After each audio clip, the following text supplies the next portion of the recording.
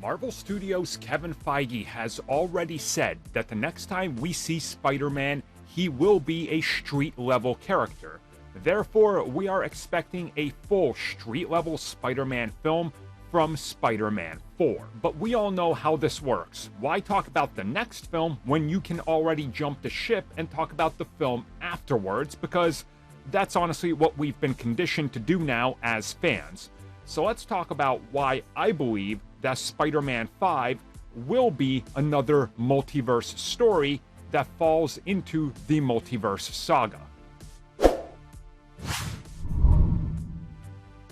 So we know for a fact that there will be a whole cosmic side of the MCU that's all part of building up the bigger threat that is Kang arriving, building up the Kang Dynasty, and Secret Wars.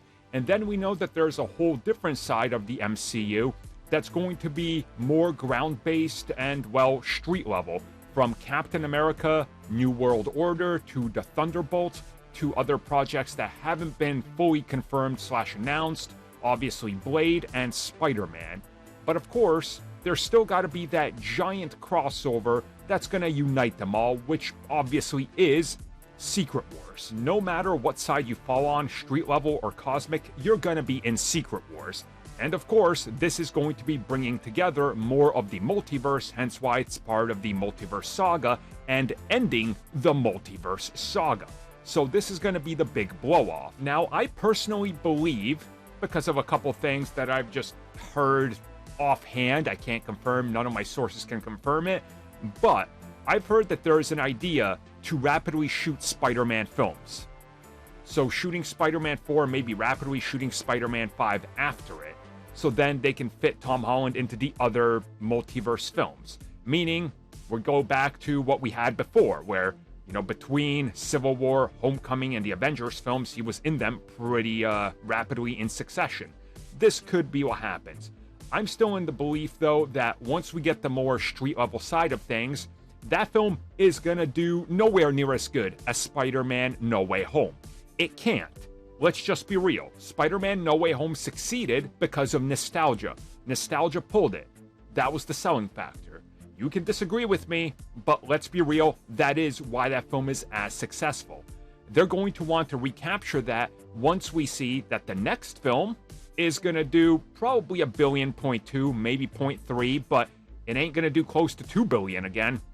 I can guarantee you that. So what are you going to do? End the fourth one on a cliffhanger by reintroducing the multiverse saga, and since Peter knows what happened, but everybody forgets how integral he was to the whole multiverse thing, that's going to come back and, you know, bite him, right? Great power, great responsibility. He's going to have to own up to it again and show what it means to be Spider-Man. So in Secret Wars, when you have him, when you have the other Spider-Men, you're going to want to recapture all that hype. Spider-Man 5, if you were to place that somewhere during Phase 6, again, here's the slate currently. Imagine how big of a year you have if in one of those summer release dates, which obviously they haven't revealed what it is, Sony also drops one of their films, which is Spider-Man 5. Or what if they drop it in winter of 2024 right after Fantastic Four?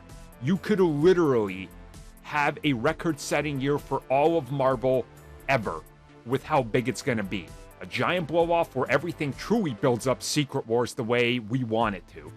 I truly do believe that they have to get back to another multiverse story because there's still plenty of tales to tell. And the fact that they're also wrapping the Venom trilogy is an indicator to me that things are going to be streamlined into one universe eventually, and Sony's just going to play within the Marvel confines because I think they're realizing their standalone projects are diminishing returns and quality is sinking the ship.